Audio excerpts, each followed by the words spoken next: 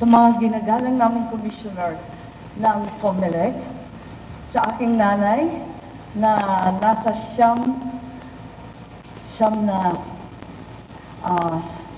96 years old na, at kasama ng aking mga anak na kailanman hindi nagduda na ako'y mananalo.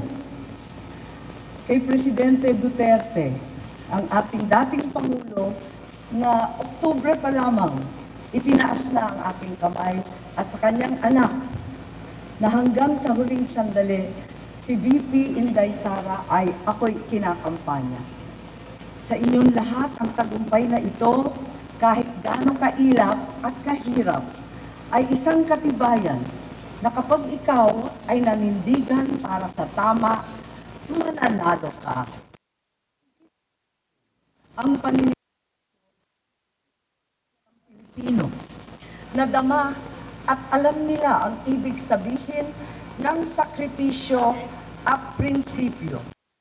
Gagawaran nila ito ng suporta at mabuhay ang Pilipinas. Ikinararangal kong maging ika-12 sa listahan ang tumapos sa lahat na ito. Salamat sa inyong lahat.